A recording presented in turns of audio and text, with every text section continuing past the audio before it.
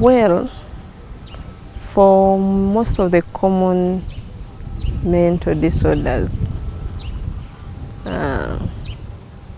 the exact cause is really not known, but there are some disorders where a strong genetic link has actually been found. For example, bipolar disorders, schizophrenia, depression, autism in children. For some of these disorders, a genetic link has been found. What we mean by a genetic link is that if someone has, if for example, there's a family member who has a mental illness, the chances that other family members will also have a mental illness are much higher as compared to when you don't have a family member who has mental illness.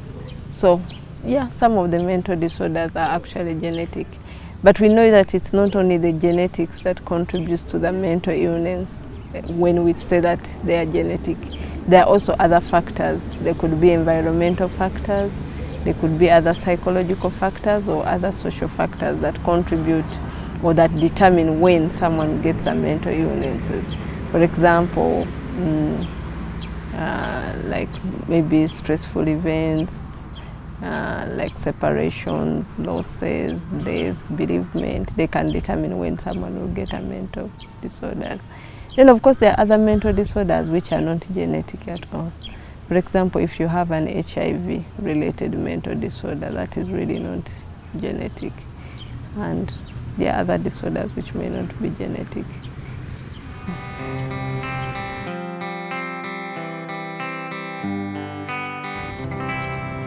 Being passed on from one generation to another can actually occur. That's what we mean by being hereditary.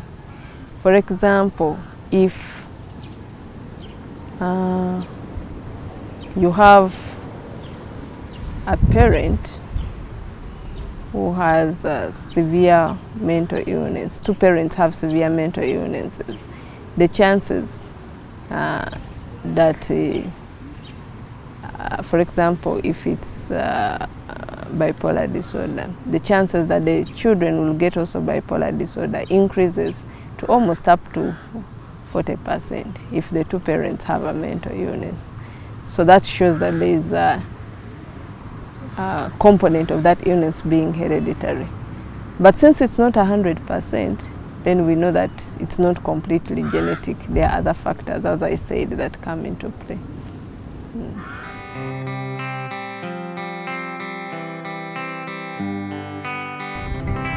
I think that's one of the disorders I've mentioned before, that patients who have bipolar disorders usually have a family member who also have a mental illness. And that is what shows that the illness may be what? Genetic. For example, if you have twins who are identical and one twin gets bipolar disorder, the chances that the other twin will also get bipolar disorder may go even up to 60%. So meaning that even if they have been raised in a different environment, so meaning that actually bipolar disorder has a genetic link. But it's not only the genetics, because yeah, there are those who don't get it even if they share genetic material. So it's not 100%, but it's true, it has a genetic link.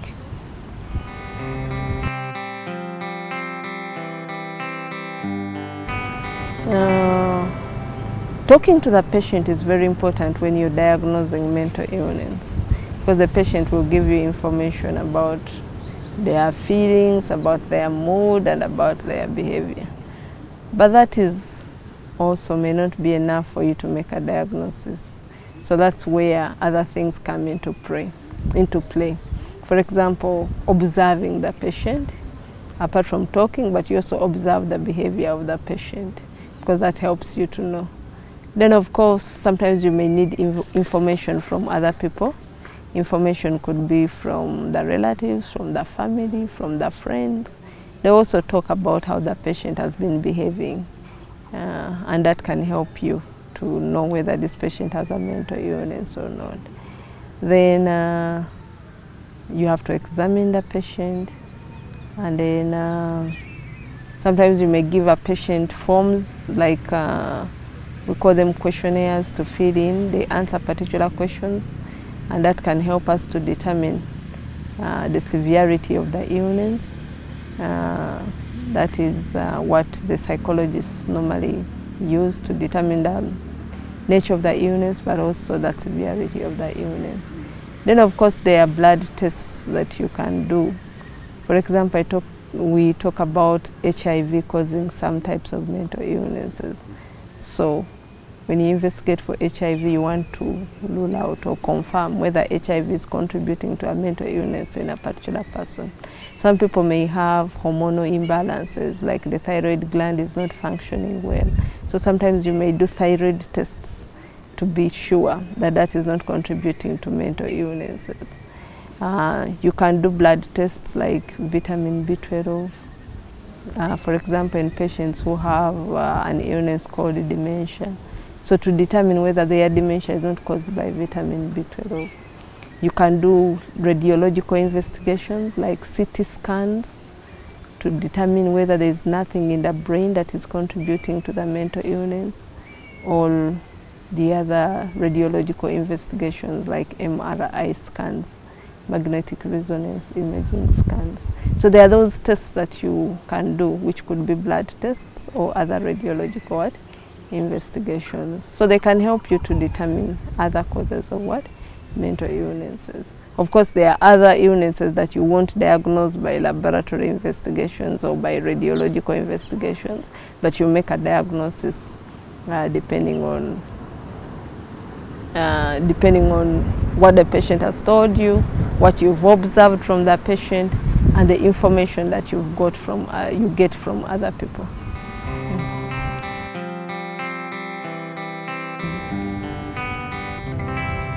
Yeah, depression is a common mental illness where patients present with excessive sadness, loss of interest in pleasurable activities, lack of energy, lack of sleep, isolating themselves, feeling excessively guilty, lacking concentration or being indecisive, and also maybe feeling hopeless, worthless, sometimes even thinking of killing themselves or attempting actually to kill themselves. Before the depression becomes severe, unless you really talk to somebody, you may not appreciate that they are depressed. It's very common, especially for patients who have both manic episodes and depressive episodes, for people to ignore the depressive episodes. Because the manic episodes, they present with overtly disturbed behavior, over-talking, restlessness, sometimes even someone trying to, being destructive, aggressive, and, you know, behavior that is overt, that someone is really, really having a problem. Now, depression may be the exact opposite. Someone who was talking now begins to talk less. Someone who was getting out and having a lot of energy, doing this and the other, they stay in bed, as I've said, and they kind of withdraw. Now, that may, if it's not severe, it may not be disturbing to other people at home. They may just think, I think this person is just recovering and wants to have their space. So because of the impression that people may get, they may not bother to take this patient, such a person, to hospital, because for them the depression may not seem like an illness until when they realize, this person is not really getting out of bed at all, they are not talking at all, maybe it's even becomes severe and they are not eating or they attempt suicide. That's when people say, hey, I think this person really needs help. So many times when we have patients with depression, we try to talk to them and their relatives about how depression presents so that they can recognize it early and they don't wait for someone to become severely depressed before they are brought to hospital.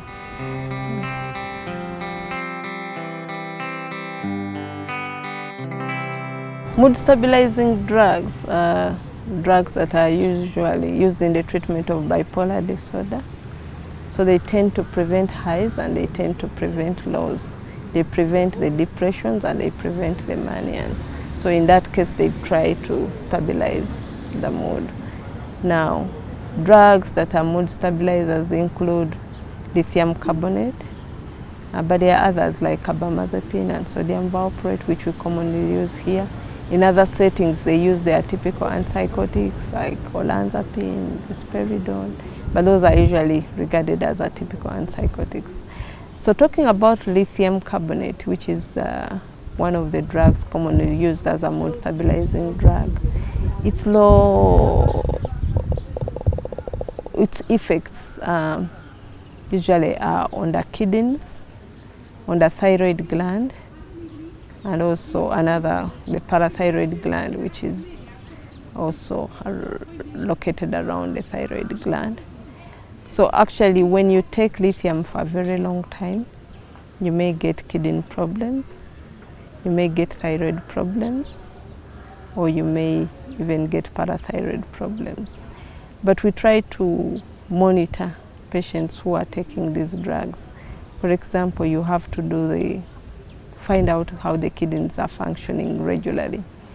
When you've just started the patient on that drug, but even when patients continue taking the drugs, every 3 to 6 months you're monitoring to find out how the kidneys are functioning, and so that you are able to intervene early before you get very severe illnesses, before you get any severe effects. Now, even the thyroid gland, you can intervene early.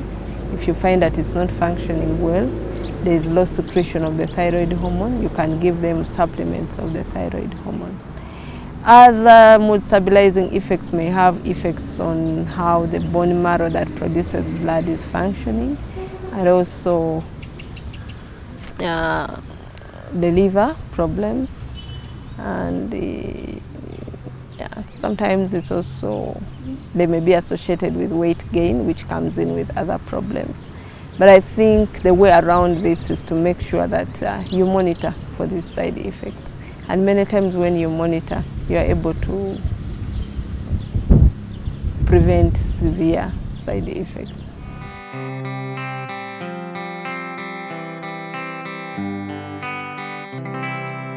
One of the things to realize is that when people with mental illnesses are also sexually active, and sometimes they are even at more risk of getting involved in inappropriate sexual behavior as compared to other people who do not have mental illnesses. Sometimes they are disinhibited in their behavior, but sometimes they can also be taken advantage of because of their mental illnesses. So many times you find that they are at risk of unplanned pregnancies and also sexually transmitted diseases. So it's important that actually we inquire about their sexuality, and sometimes also you may find that they need to practice family planning methods. The other reason why they may need family planning methods is sometimes the drugs may have effects on the baby. So if you're taking drugs and then you become pregnant accidentally, then the drug may have that effect on the baby. So family planning is something that should be discussed with the patient. There are certain drugs that actually, depending on the family planning methods that you're talking about, for example, the oral contraceptives, they are metabolized in the liver, and a number of these psychiatric drugs are also metabolized in the liver. There are certain drugs, when you use them, they actually induce the liver enzymes to metabolize antipsychotic drugs. When you use them, they induce the liver to metabolize the oral contraceptives that you're giving. For example, drugs like carbamazepine, drugs like phenobarbital, they induce the liver enzymes to actually metabolize other drugs. So you'll find that instead of having a high level of oral contraceptives after you've taken an anticonvulsant, or a mood stabilizer for that matter, you'll actually have low levels, and those low levels may not protect you from the pregnancy. So you have to know that which oral contraceptives one is taking and which drug, antipsychotic or psychiatric drug that they are taking, so that you are able to advise them accordingly. So you may find that they may need a higher dosage of the oral contraceptive pill, or sometimes they may need to use other methods of family planning. Some of the antipsychiatric drugs may have some lower infertility a bit by causing secretion of some hormones, secretion of like a hormone called prolactin. But even when patients are taking those drugs, it's still important for them to use family planning methods. There are other drugs which do not have any effect on these family planning, especially the oral contraceptives, but some drugs have an effect. And I've talked about the drugs increasing the levels, decreasing the levels of contraceptives, but sometimes the contraceptives also can increase the levels of the antipsychotics. For example, chlorpromazine and clozapine, those are drugs whose levels may be increased by certain types of oral contraceptives. So you'll find that someone is likely to have more side effects from those drugs if they use a combination of oral contraceptives and also those particular antipsychotics. So a person with mental illness can actually use family planning methods, but you have to be very cautious because of the interactions between some family planning methods and the antipsychotic drugs. Some people recommend the barrier methods like the condoms for them because those may not have much effects, and they also protect them against the sexually transmitted diseases. But there are times when someone may not be in position to use the contraceptives, and then these other family planning methods are the ones that someone can use in that instance, in that case.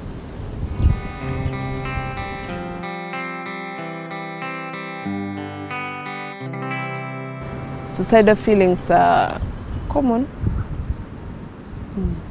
very, very common. And I think if you experience them, it's important to be able to be supported so that you don't act on them. Usually there are feelings that somebody may have, feelings come as a result of someone having a problem, and they feel that the only way they can solve that problem is by maybe taking away their lives. But I think one should know that suicidal feelings or final suicidal attempt may be a permanent solution to a temporary problem. So it's important for them to realize that actually the problem they are going through is temporary. It may not be. So you don't have to use a permanent solution for a temporary problem. But how do you do that? One of the things that you can do is to, if you get these feelings commonly, is to give yourself time and say, well, if the suicidal feelings come, I will not act on them. At least I'll give myself 24 hours before I act on them. And in that time, you're actually looking for help. The help you can get is talking to somebody. It may be a family member, it may be a friend, it may be a relative, it could be a mental health worker, a doctor, clergy. Talking to somebody helps to minimize those suicidal feelings, because when you talk to them, they will give you probably the other side. You'll be able to see that suicidal thoughts or taking away your life is not the only solution to your problem. So talking to somebody is very helpful. In Uganda, we now have the Befriender, an NGO that you can call people urgently in case you have suicidal feelings. So we hope that we can have many of those more hotlines that you can call in case you're having suicidal feelings. But even, coming to hospital, like Butabika, and talking to somebody can be useful when you have suicidal feelings. Then the other thing is that you should not isolate yourself when you have suicidal feelings.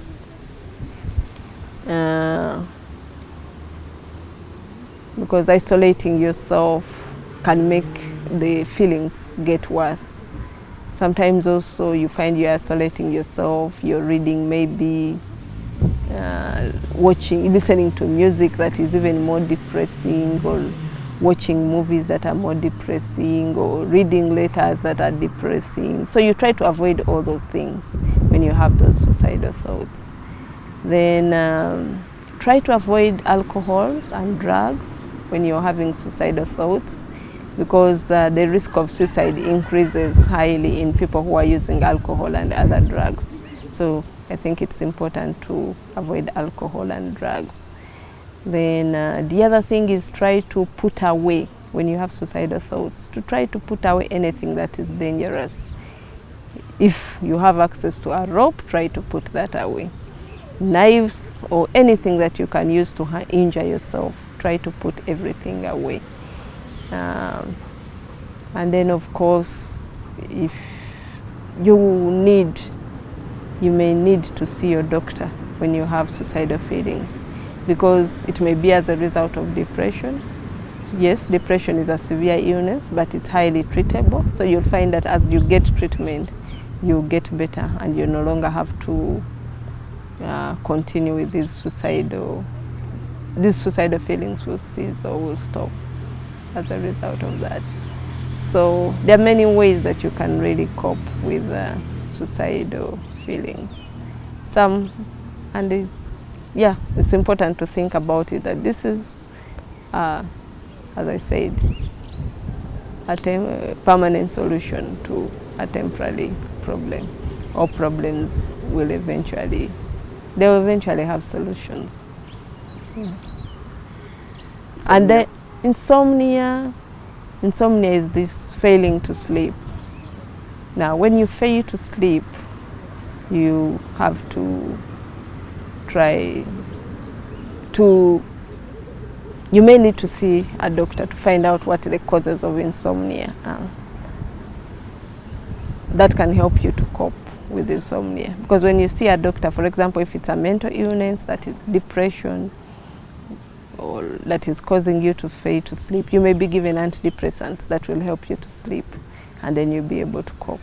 Some people have a problem, there's obstructive apnea, where they have a problem with the muscles of the throat at night, and they are especially people who are obese.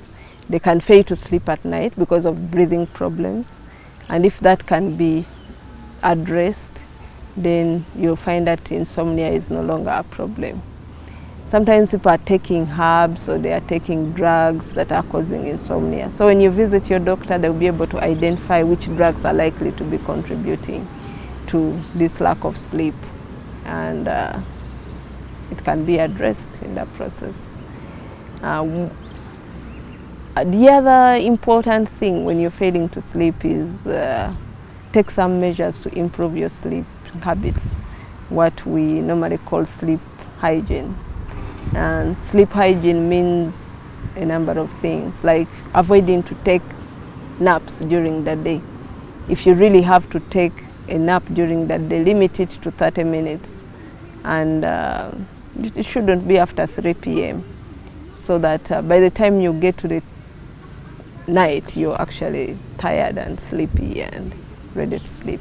Exercise can help, though it shouldn't be just before you go to bed, but exercise can actually help to improve your sleep.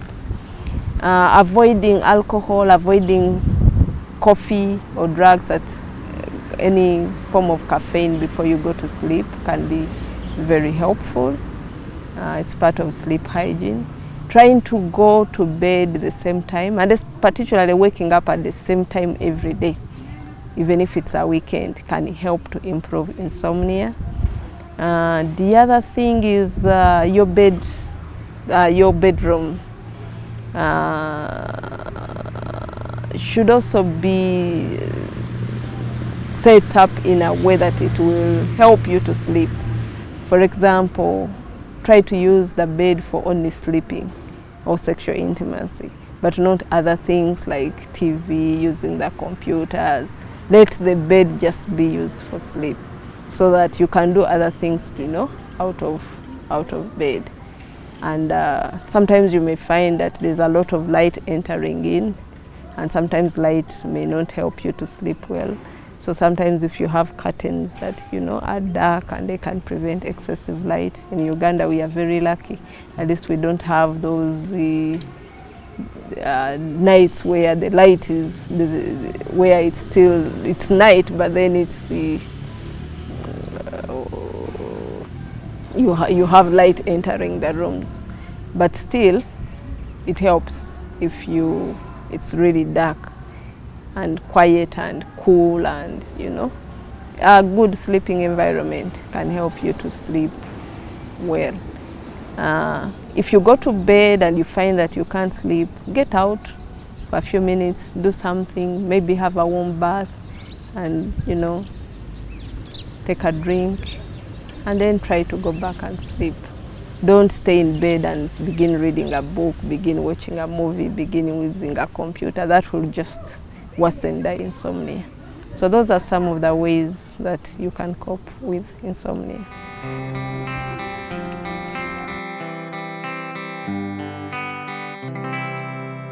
Epilepsy is a long-standing illness where someone keeps getting recurrent fits or seizures, usually of sudden onset because of abnormal electrical disturbance within the brain. So there is that spontaneous onset of fits and then a tendency for the fits to recur before you say that someone has epilepsy. Now, because we've said that it's a long-standing illness, it's also important to know what the cause of epilepsy is. I'll talk about the extreme, like if someone has a tumor and the tumor is contributing to the epilepsy, then they have to be treated, maybe by surgery, so that the tumor is removed and they get better. But there are many types. There are people who have epilepsy and you're not sure of what is causing the epilepsy. If you're sure of what may be contributing to the recurrent fits, treat the underlying cause. Treat the underlying cause, and then the epilepsy will be controlled. But there are times when you're not even sure of what is causing the epilepsy. So the good thing is that many patients with epilepsy do respond to drugs.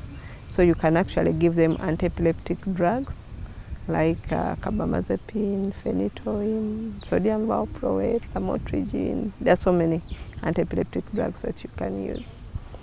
And the patient usually gets controlled.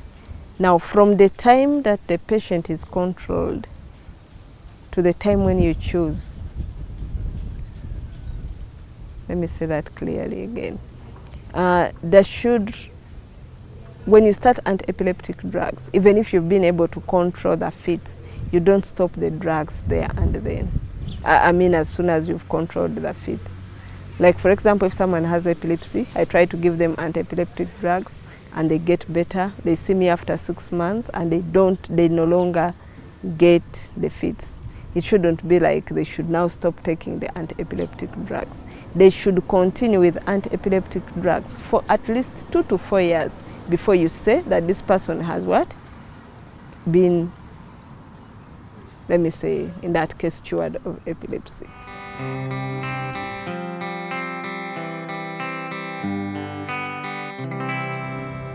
The concept of recovery, I think, it's wide.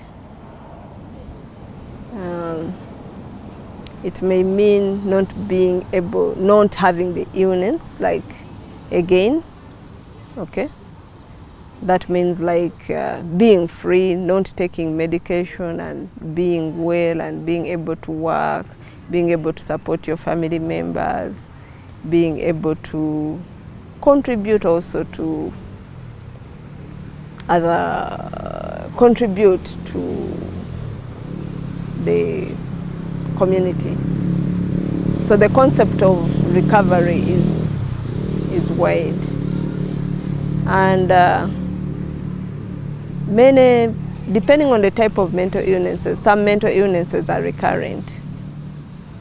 Okay, meaning that if they are recurrent, someone has to continue taking what? Medication. But having to continue taking the medication does not necessarily mean that someone hasn't recovered from the what?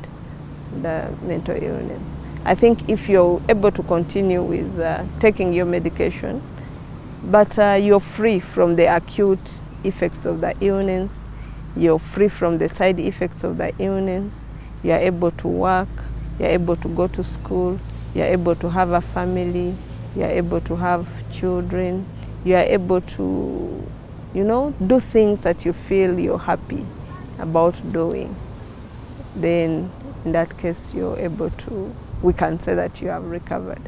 So recovery is possible, but of course there are so many challenges when it comes to recovery. One of the challenges is, I think, the stigma attached to having a mental illness, because stigma is one of the things that it prevents people from seeking help.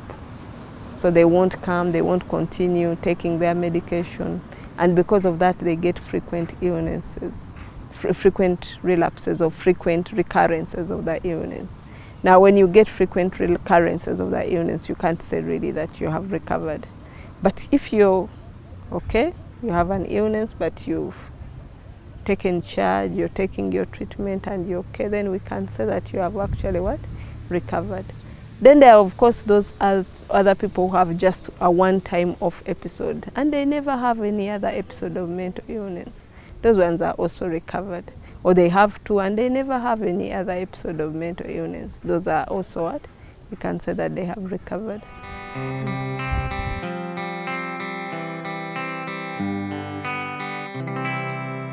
I think it's something to think about, because we talked about some illnesses being genetic in nature or hereditary. So I think that person is thinking, okay, I might pass it on to my children. How can I prevent that? The genetics of the mental illnesses is such that we can't predict whether you're going to pass it on to your children or not. The chances may be high for some particular types of mental illnesses like schizophrenia and bipolar, that actually when you have it, you can pass it to your children. But we can't we can't diagnose and say, you know, there's nothing that we can really do about it, because we don't know which of your children is going to be affected and which of your children is not going to be affected. But many will not be affected. But I think if you choose to get married to someone who also has a mental illness, especially of the same type, then the chances of passing it on to your children are much higher. Like, I think if you have two patients with bipolar illness and they get married, the chances of their children having bipolar are much higher. So one of the ways you could prevent that is by making sure you probably don't get married to someone who has a mental illness. But you can also get married to someone who has a mental illness and you may not pass it on to the children. But there are other ways in which, because even if parents don't have a mental illness, their children can end up having mental illness. So there are other things that you have to do with your children to prevent mental illnesses in them. For example, supporting them, being there for them, not abusing them. Physical abuse, emotional abuse, child neglect has been associated with mental illnesses. Use of alcohol and drugs is something that can be result into mental illness in the children. violence at home, domestic violence, can result into some forms of mental illnesses in children. So there are those other things that are within your hand to do, that you can do to actually prevent mental illnesses in what? In the children. Being there for them, having time for them, talking to them, giving them basic life skills like how to learn to relate with other people, adolescents how to learn to deal with stress, how to learn to manage their time effectively. There are basic life skills that you can teach your children, and you can prevent those life skills can prevent them from having mental illnesses.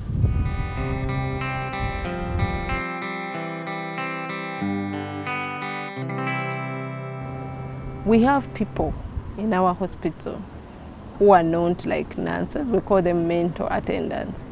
They are not trained nurses or doctors or clinical officers, but they actually provide nursing care to patients with mental health problems. So they work with the nurses and they are trained on job. So a peer support worker who is interested in offering that kind of care I think there's really no reason for that person not to work if they are interested in that job. So for here where I work in Butabika, those positions usually fall vacant and they are advertised. And when they are advertised, people come and they sit for interviews. And if you pass the interviews, then you can work as a mental attendant together with other professionals. So you don't necessarily have to be a nurse to be able to work as a mental attendant. So you can offer the services. You can offer the services if you are interested in doing that. And of course at the Recovery College now, we also have peer support workers who come in, and they're not working as nurses, they are supporting peers, but what they are doing is really helping the patients. Some people may be interested in that, so that is another way to work along with nurses. Not doing nursing work as such, but doing peer support work, which is also been found to be useful in preventing relapses.